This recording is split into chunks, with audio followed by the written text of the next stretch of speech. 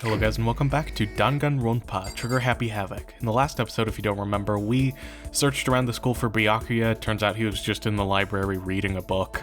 And in this episode, we're going to continue on and do some free time for this chapter.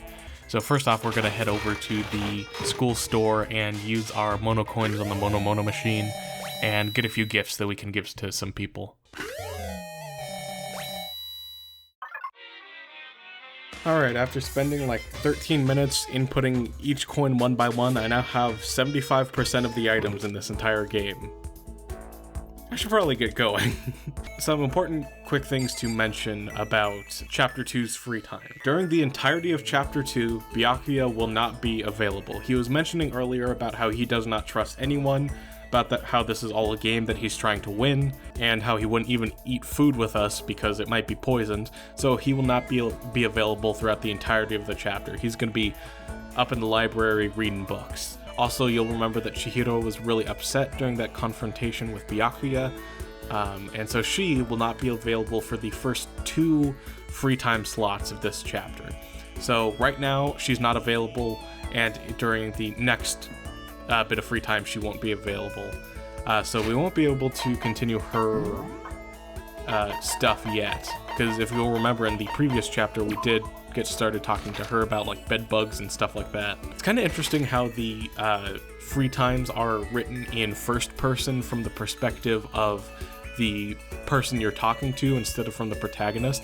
I believe in the second and third games, these little bits of info are written from the perspective of the protagonist. So it's very interesting to see that that's a bit different here. So we can't hang out with Sayaka anymore because 1, we've maxed out our free times, and 2, she's dead. Can't hang out with Chihiro at the moment.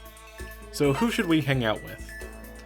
Well, I think it would be really interesting if we hung out with Kyoko this time, because she was really helpful during that first chapter, and she also is very mysterious and hasn't told us much about herself. We don't even know what her ultimate talent is. Her special ability in the report card is just ultimate ? And she just refused to tell us during the opening. So let's talk to her and see if we can actually become friends with her and learn more about her. One of Kyoko's favorite gifts is the civet coffee. I still don't know if I'm pronouncing that correctly. Let's go ahead and give this to her. We just have to find her real quick. She's over here in this classroom over in the corner of the school by herself. Just sort of adds to that mystery about her. How's it going, Kyoko? I have put all my energy into watching out for myself. I don't have time to worry about anyone else. You want to spend time with me? But I don't have anything to say. Are you okay with that? Spend some time with Kyoko in silence. You're a little closer. Yeah, here is some coffee. How did you know I was interested in this? You're an enigma, Makoto Naegi. Seeing Kyoko so pleased with something I gave her makes me happy. And now everything's depressing all of a sudden. Are you scared, Makoto? It's very funny to go from like this upbeat, cheery music and like, I had fun with Kyoko today, to just cut to this music and like, are you scared? Huh? Being trapped in a place like this. Who wouldn't be? Of course I'm scared being trapped in an insane school. Ah, that's good. That's good? Fear is proof that your imagination is functioning. Frankly, I feel bad for anyone who can't feel fear. Without imagination, you can never deduce which action to take next. But what about you? You seem totally calm. You don't act afraid at all. I'm scared too, of course. I simply hide my emotions. There's no advantage to be gained from letting others see how you feel. You hide? Huh? What I mean is, I'm not as foolishly open as you are. Foolishly open? Man, he's repeating every single thing she says. Also, the fear I experience is a little different from yours, I imagine. Huh? What do you mean? Makoto's just, during this entire conversation, is just completely lost. You're afraid of what you might lose, right? But I'm afraid of what I've already lost. I'm sorry. I don't understand. Yeah, that's been made pretty clear. I know. She didn't bother answering any further. She just turned and... Goodbye. With that, she was gone. Well, we're still just getting to know each other. Maybe we'll talk more next time. I don't think I understand her at all yet. And she's been updated in the report card. And we get more SP. Let me actually see what this says. I'm actually interested to know. Most people worry about what they might lose in life, but she seems more concerned about what she's already lost. Okay, so this is from the perspective of Makoto. I guess because it's in parentheses, we're supposed to know that, because he's talking directly about her. What did Sayaka say? Yeah, this is from Sayaka's perspective, and this is from Chihiro's perspective. So it's interesting that we don't even get anything from Kyoko's perspective here. I guess that just goes to show how closed off and mysterious she is. Once we were all done, I headed back to my room for a little while. There's still plenty of time left. I can't just sit around here. I should head out. So yeah, Byakuya is still not available. Chihiro is still not available. So let's hang out with Kyoko a bit more. She's in her room. So we don't have any more coffees, so let's check what else we have. We have a blueberry perfume, which is also one of her favorites. I wonder exactly why some of these are her favorites, because I think it's just a canon part of her, like, character that she loves coffee. I wonder what it is about blueberry perfume that she specifically really likes. What's the matter? Are you keeping an eye on me? Don't worry, I'm not going to kill anyone. I mean, that is something that someone who's about to kill someone would say. I was just about to head to the dining hall to get something to drink. Did you want to come with me? I went to the dining hall and drank some tea with Kyoko. So she's drank coffee today, she's drank some tea, just hopefully she doesn't drink this perfume. And some of the same dialogue. And it's again where it's the happy music. She's like, I can't believe you, I can't believe you got this. I've always wanted this. And then just dramatic music. Quiet as ever. I guess she doesn't like to waste her words. Hey, Kyoko? If you're expecting a conversation, don't. There's no need for it. But I mean, don't you think talking is important? I feel like if we're gonna get out of here, we all need to be on the same page. And to do that, we need to get to know each other. You could certainly make the argument that forming friendships may help prevent killings. But are you asking for some kind of deep connection? Huh? You could just be deceiving us, pretending to be everyone's friend so you could gather information. No, that's not... Well then, let's do a quick test, shall we? A test? If you're as gung-ho on friendship as you claim, this should be an easy question. Okay, so I just have to answer your question, is that it? Are you ready? You consider Hina one of your friends, yes? If that's true, what is her ultimate ability? That's an easy one. Hina's ultimate ability is... Well, she's mentioned swimming and going to the pool like a billion times since we met her. And certainly not either of these two, so... crap! I didn't mean to click that. I pressed up twice there, but for some reason the menu in this game is a bit clunky. What the hell am I thinking? Swimming. Ultimate Swimming Pro. Well, asked and answered. Then your pleas of camaraderie are true. Of course! Yes, of course. Such a foolishly open person as you could never lie. Everyone would know right away. Again with that foolishly open stuff. Okay then, as promised. What would you like to know about me? Oh, let's see. What school did you go to before you came here? Before I came here, I guess I was living abroad. Abroad? Was it an exchange program? Or do your parents work overseas or something? My parents? I suppose? Why all the question marks? Anyway, okay. So she was living abroad because of her dad's job. So what kind of work does he do? Foreign government? Top secret clearance? More question marks? Okay, so he does top secret work for other governments. All I can think of is... assassin? I don't think her father is an assassin. I kept up my end of the deal. This should be enough, right? I'm leaving now. She left without even waiting for a reply. She's so full of mystery. What is this, a mystery game? And hearing what she had to say just added even more to the mystery on top of everything. More skill points. I wonder if this other one is also from the perspective of Makoto or if it's from the perspective of Kyoko. Yeah, this is also from the perspective of Makoto. I wonder if there are going to be any that are from her perspective. This is me genuinely asking. I have no idea. I guess I'll just have to keep playing and find out.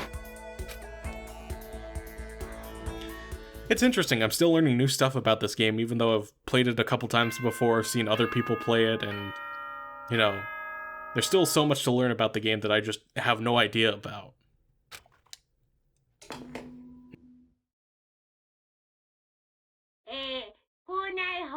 です。午後10時になりました。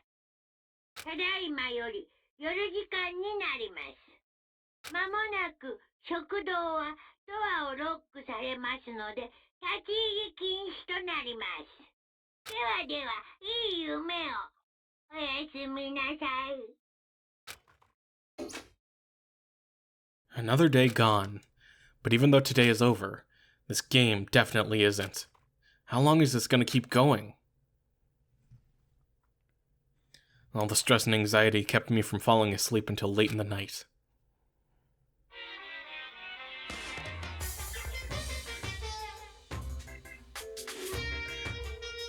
Whenever I spot a cute girl, I have a tendency to stare.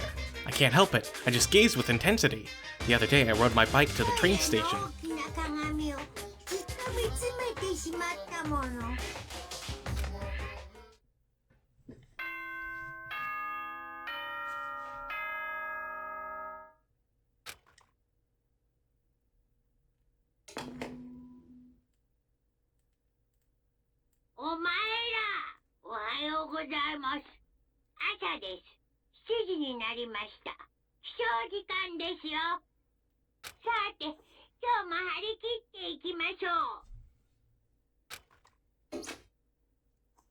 Well, I guess I'd better head off to the dining hall before anything else. Not much dialogue today, huh, Makoto? Well, let's get going. There's no one even to talk to out here. It's just a very slow and dull morning, it seems. But hey, dull isn't necessarily a bad thing when you're in a killing game. I mean, for things to be exciting all the time, I think that'd just have to be pure chaos of, like, everyone dying very quickly. So it's nice to just have a moment to relax and not worry about bad things happening to everyone. Because again, I really like the characters in this game. Here's another tangent before we hop into the cafeteria. Whenever I do videos, I always feel like I'm putting a ton of effort into talking and stuff like that, but whenever I listen back to it in videos and stuff like that, I always feel like it sounds like I'm practically whispering, like I'm just down here and very silent and stuff like that. And it's always so weird because, like, in my head, I feel like I'm putting, like, a ton of effort in and being, like, kind of loud, if anything. But then I listen back and it's just like, hey, how's it going? And I have no idea why that happens. So I've been kind of, like, trying to put more effort into talking in the past couple of videos, and I don't know if it's been that noticeable. Again, maybe I'll go into editing for these videos and I'll just be like, hey, Danganronpa trigger happy Havoc, or something like that, you know? Anyways, to the cafeteria. I went to the breakfast meeting, same as always, but... Uh-oh. Is this everyone? It feels a little small. Byakuya and Toko had stormed off yesterday, and it wasn't too surprising they hadn't come today. Even the table looks bigger somehow. I assume that is because 3 people are dead, and 2 are abstaining. Yeah, with 5 people missing, I guess it would feel kinda empty. It's like a third of our people here. Still, I know Byakuya's whatever, but shouldn't we go check on Toko? I vote no. She's super annoying, and she is incredibly blunt. How can you be so cold? You are like a piece of rock candy. What? No, rock candy isn't cold, it's sweet. Anyway, Byakuya is the real problem. If we don't keep an eye on him, he might really kill someone. You can see it in his eyes.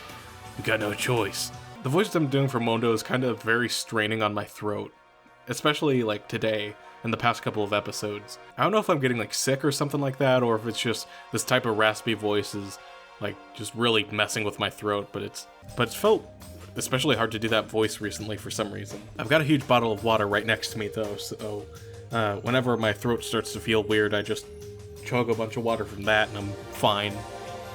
We got no choice. Someone get some rope. We're gonna have to keep him bound and gagged.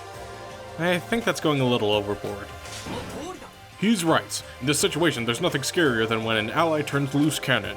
It's just like when we were kids and someone would go crazy at sports day or whatever. The fuck are you talking about? You're gonna use that rope to do tug of war or something? Idiot. I'm not an idiot. You're an idiot. Who you calling stupid?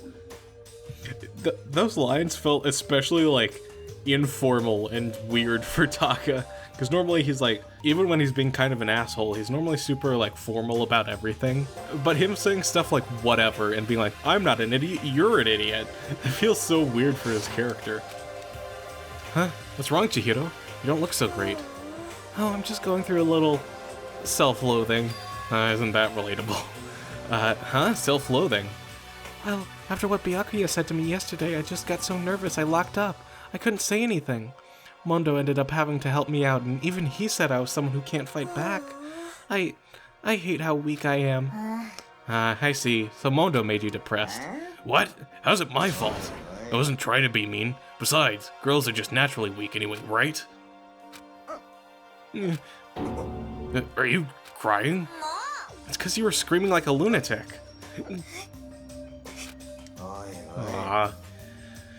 Hey, come on, don't cry. It's my fault, okay? I won't yell at you anymore. Really? I'm not sure I can believe that. It's just shut up. I got it. I'll make you a promise as a man. Promise as a man? Maybe I mentioned this before, but ever since I was a kid, there's one thing my brother told me over and over again. He said that no matter what, a real man always keeps his promises. That's what he left me. Left you? Oh yeah, my brother's dead. Oh, I see. Anyway, I don't want to talk about it. Don't want to make all you guys cry. Anyway, so you can trust me when I make that promise. You don't gotta cry anymore. Okay. Thank you, Mondo. Sure. But I still don't like how I am right now. I have to get stronger. If I'm so weak anything can make me cry, that's not good. Still, don't stress out too much about having to get stronger. No, I want to get stronger. Maybe I should start working out. In that case, I would be happy to help you at any time. But then Miss Fujisaki would get smashed into a billion pieces. Shut up, you. Oh, finally cracked a smile, huh? Yeah. Everyone, thank you. It looks like Chihiro's gotten some life back. Yeah, man. If we keep helping each other out like this, we're bound to get out of this crappy place sooner or later. Gosh, I was mentioning it in a previous episode, but I just really do like these characters, and it's moments like this that, you know, really solidify my love for this specific cast. I mean, someday, I'm sure. Still, our biggest concern right now is the other two who never showed up to breakfast. What can I do to try and understand those two better? Well, you can't talk to them, that's for sure. This feels like it'd be the perfect moment to let you talk to Byakuya, but you actually can't at the moment. I mean, you could talk to Toko if you wanted to. But yeah, now that Chihiro's all cheered up, we can actually hang out with her again, and I think we're gonna go ahead and do that at the beginning of the next episode. Danganronpa.